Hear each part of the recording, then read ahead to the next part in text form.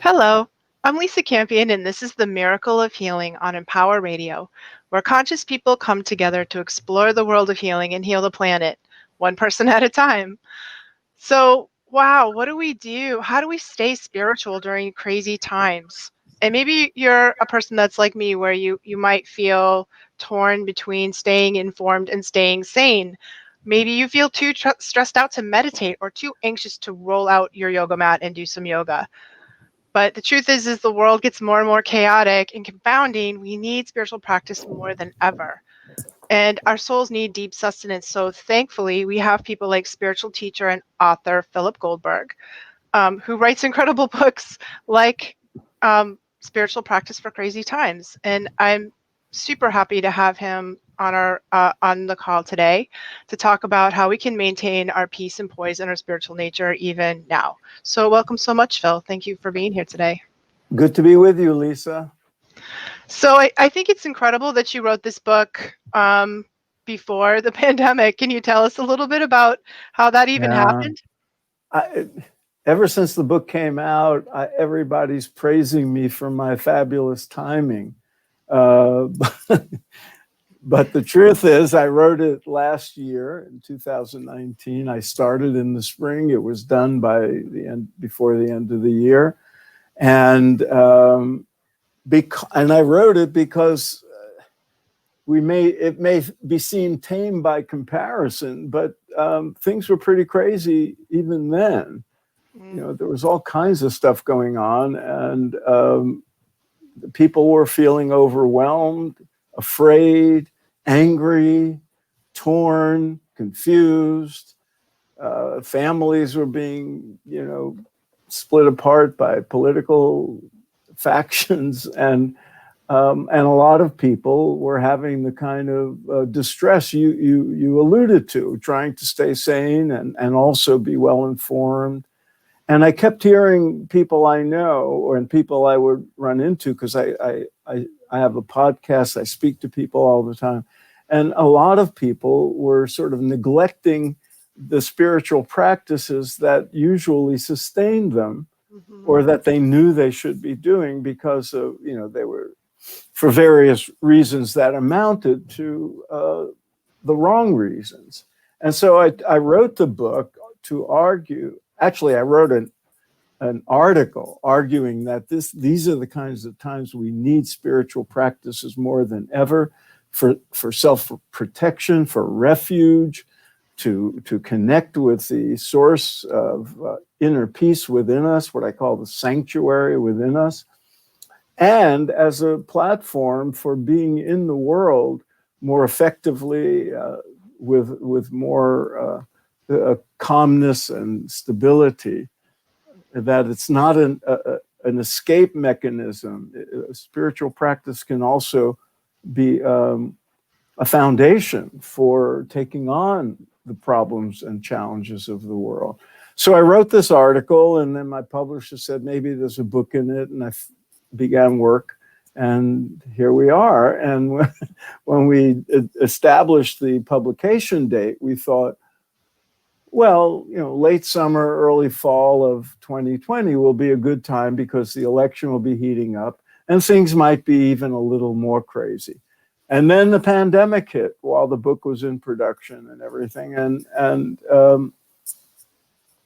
I thought about if there was any window to make changes. And everything in the book holds up, regardless of how crazy, regardless of the circumstances around us. Anytime life is a challenge, anytime even just our personal life is in turmoil, everything in the book holds up. These are perennial teachings that I drew from, and they're useful and practical at any time. So we just basically kept the book as it was, with one paragraph added. And here we are. And it's a timely book. Yeah, it's a really timely book. And I certainly take your point, because I've been doing spiritual practice my whole life. And I know I can feel inside my own self the tendency to let go of those things that are the most sustaining. When really we actually need to double down. It's like the more stressful our lives get, the more we need to hold on to our, our healthy habits, if it's, clean diet or getting plenty of rest, and it's certainly spiritual practice. I think, and yet we give that up. Why do you think it is? Why do you think we let go of those? I think lack of understanding for the most part. You just said you compared it to healthy diet and that sort of thing. And that's exactly how I have always seen my own spiritual practice. I invest the time every day, depending on my circumstances. But without fail, I invest some time, especially in deep meditation. Mm-hmm. And I see it as ongoing maintenance. Right.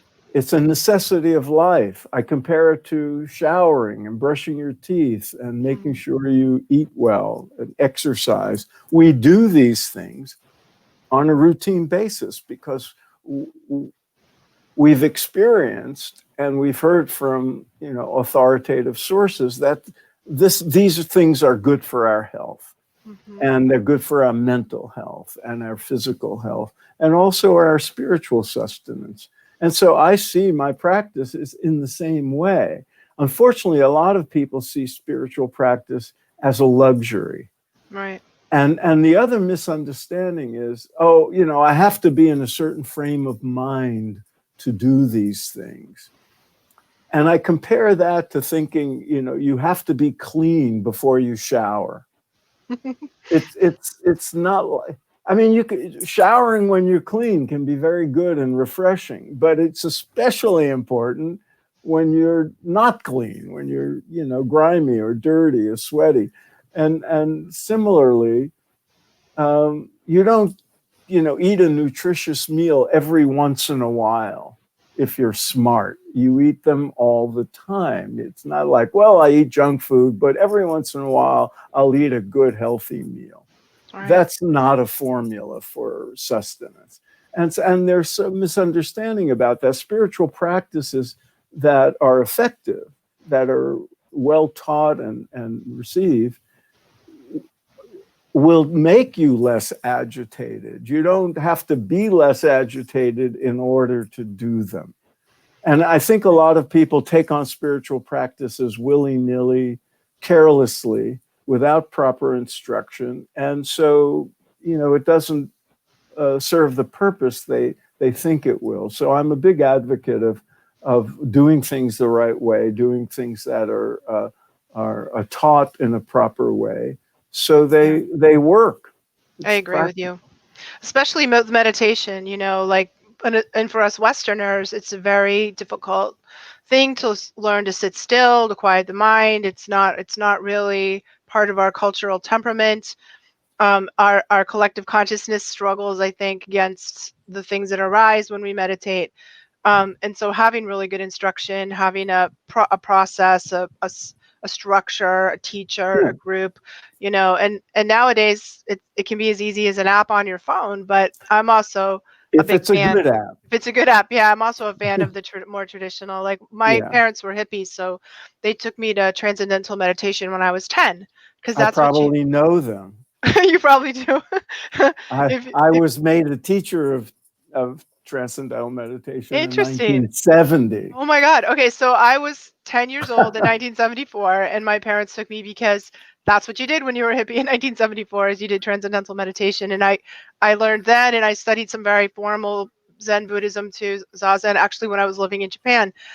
So I have had this backbone of very traditional spiritual practices that are sort of rigorous. Actually, they're rigorous practices. And of course, I told you before we started broadcasting that I'm a big Yogananda fan, and have sort of absorbed those teachings into my own practice. And I do take your point on that the effects of this is cumulative, right? So as we do it every day, there's an accumulation of and I find where, for me, like, the sort of because I'm sensitive and sort of empathic, that I absorb the frenetic energy and the pain and suffering and sort of general freak out that's happening in the world right now.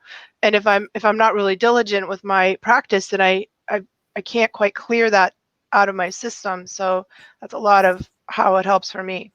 You've said a lot that I usually say in my interviews, so I'm happy about that. And you summarized a lot of what's in my book: the importance of proper instruction, getting techniques with a proven track record, with well-trained and highly qualified teachers, and the regularity.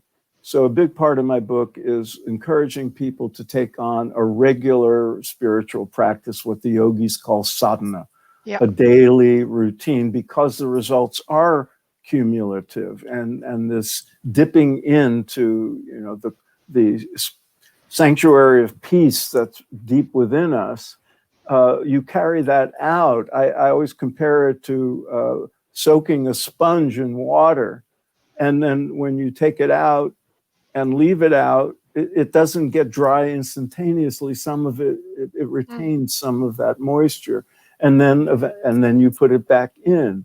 And it's a similar thing with the growth of inner stability and presence and calm, and that you then carry into the world to make you not just healthier and protected from the ravages of the world, but to also improve the way you act in the world. So you will bring more intelligence, more compassion, more empathy, more skill into the things you do, parenting, your profession, citizenship, whatever it is. So that's what I call the spiritual two-step, going within and then bringing those treasures out into the world. I love that.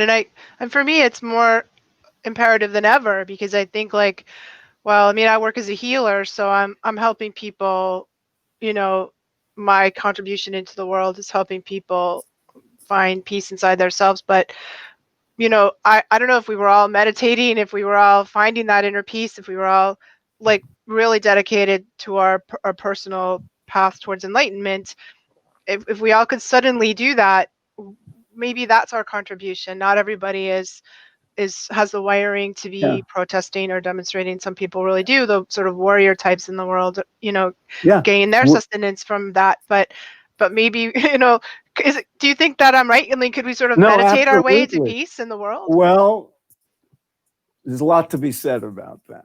Back in the day, I was a student activist and very involved in the anti-war and civil rights movement and all that. But my personal life was a mess, and I started my searching. And my searching led me to the spiritual teachings of the East, like we discussed earlier. And then I became a spiritual activist. And I thought, we're going to create world peace and a better world. We have to do it from the inside out. Right. And so I became a meditation teacher. And I used to say, instead of being a political activist, I was now a spiritual activist, and I was going to help change the world one mantra at a time. And, but it turns out it didn't quite work out that way. And now, I came to realize I was a little naive, and that we need both. Yeah. Outer activism, whether you're, out there on the streets fighting for social justice, whether you're working on a political campaign, whether you're, getting out the vote, or whether you're helping heal people individually, like you are, like my wife does. She's an acupuncturist, like physicians do. Maybe it's just you're being a better parent and a better neighbor, or you're bringing more peace to your workplace. Whatever it is, we affect the world, and the more peace we have inside ourselves, the more we bring out into the world with our good intentions, right, and our compassion. But we do need that second form of contribution. I'm not sure. I mean, it would take a whole lot more people meditating than now meditate. I mean, by magnitudes of numbers. Yeah. And so I think we need spiritual engagement, spiritual activism, and there is a tendency in spiritual circles that I try to argue against in my book and in my other blogs and all that, toward escapism, toward, we're above that. We don't have to be engaged, but you are engaged, even if you're just having a job and a family, Right. or, you have an effect on the world. So you might as well have a good one. I And like you that. might as well be a citizen. You might as well pay attention to the circumstances of the world. So it's maybe one of those myths of meditation, or myths of spiritual practice, that somehow it's about transcending our humanity, when really it's about fully becoming human and engaging interiorly, but also exteriorly fully as a human. Yeah, and I would say it's both. We are spirits. We are not just, as Walt Whitman said, we are not confined between our hat and our boots. We are, we are bigger than that. And discovering, awakening to our spiritual nature, transcending our individuality and becoming one with the universe is part of spiritual practice. But then we come out in this embodied form as Lisa and Phil with, our bodies and everything else and our personalities, and we engage the world as humans. So we might as well be better humans. I love that. It's so good. And you talk in your book about the inventory of spiritual practices. Tell us a little bit about what that is. Well, as I said, I encourage people to take on a deep meditation practice that suits them as a regular daily routine. And then there are dozens and hundreds of other practices we can take on into our inventory, into our repertoire, to use as needed, whether it's certain physical practices or breathing practices that people often do before meditation, or prayer or chanting, or the other kinds of spiritual practice, but then also interventions for when things get crazy, things get agitated, and you need to get back in touch with that inner peace, but you only have a couple of minutes, and you're out and about, or you're at work, or you're driving, or whatever it is. There are ways to intervene in that turmoil that erupts to bring about some instantaneous calm. There are things we can do on a more sustained level if we happen to have a half hour extra, or an hour, or a day to take a break and have a Sabbath. So I encourage people to keep a written inventory of things that fit into these time slots that we can draw on as needed, and that work for us, and to broaden the reference base of what we call spiritual practices.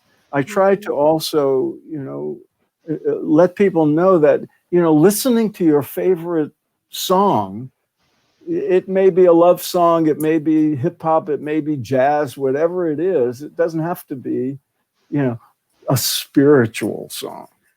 But for you, it can be sacred at that moment. It could be healing. It could be empowering. It could bring you back to some inner peace and elevate your soul. Maybe it's walking in the woods. Maybe it's gardening. Maybe it's calling a loved one. These can also be holy. They can be spiritualized. And so I have different categories in different sections of the book: relationships, sacred spaces, and all kinds of other things. And I try to be as practical as possible and as broad-based as possible. And so I favored methods that have some track record over time, but also ones that have been studied by scientists. There's a lot of the spiritual repertoire: meditation, mindfulness, prayer, yoga, they've been studied, breathing practices. And so we have data that, validate a lot of these methods. And I tried to favor those because, I wanted it to be a practical book. That's great. And I feel like I'm always looking for new things or things that I can incorporate into my life, like you said, on a more casual way. And I know that breath can be one of these too, right? How can we use breath? How can we touch Well, in there? the old saying, when you're upset, somebody always says, well, take a deep breath. Well, it sounds like a cliche, but there's good reason for that. And there's, scientific proof that, taking a deep breath is calming. And then you can magnify the benefits of deep breath by learning certain sort of add-ons.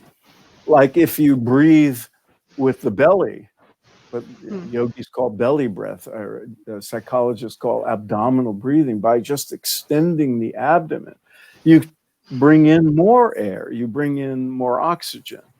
That alone is a little bit more calming.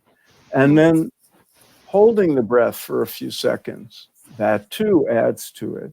And then another very critical one, again, with a lot of data, when you exhale, there's different ways of exhaling. So if you're alone, you can go, and exhale forcefully, and that can help.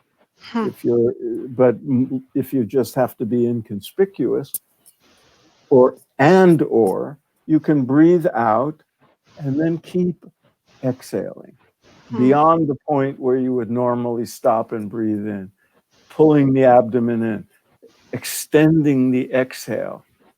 And if you can do that maybe 50% longer than you take with the inhale, there's a kind of tripwire that's mediated by the vagus nerve and blah, blah, blah. But it does have an extra calming effect on the nervous system. So those are, and in addition, there are yogic breathing practices that I also have in the book that can be done when you're alone and in private. I love the breathing ones because you can do them and it's not, people don't notice it. It's not where if you're talking with someone, you can be like, time out while I do this, thing or whatever, like that. We can really incorporate the breath into any kind of situation that we're in and use it mindfully to help, Yeah. And you see, I'm a big sports fan. I've been watching, the playoffs, NBA and the baseball. And you can sometimes see a player sort of taking some deep breaths, during a timeout or something. And, they've been trained. Yeah. Many of them do visualization practices and various things. And they, they're role models for staying calm and empowered in the midst of pressure. I love that. I live in Boston, and there's a lot of conversation around the year the Red Sox won the World Series that they had a mindfulness coach. They were doing yoga, they were doing meditation, and that was the year they won. And that's cool. Yes, and I was rooting for them, so I contributed. Thank you. But also, I lived in Los Angeles and still do, and I lived here through the whole Phil Jackson era, when he was teaching, Kobe Bryant and the others, those kinds of practices and giving them spiritual books to read. So, there's precedent. So, Phil, how can people find your book? Well, in the usual online retailers, Amazon and the others, whatever you prefer. And here it comes on screen. And that's the Amazon page. And people should notice the Kindle version is only $1.99. That was a gesture my publisher made because of the timing of the book being so useful for people now. So they cut the electronic version down to bite-size price, and the paperback and the audiobook are more regular prices. So you can find it there, and my website is phillipgoldberg.com, and I welcome people contacting me through the site. And you'll find links to my podcast and videos and everything else, including my tours of India, which are obviously.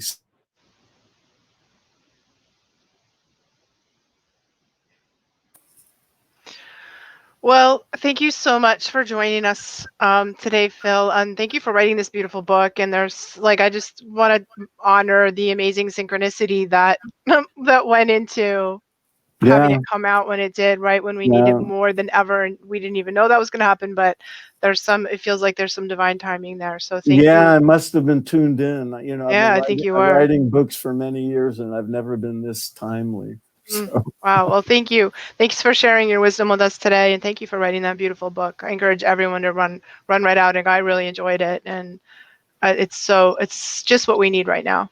Thank you, Lisa. It's a pleasure to be with you. Thank you.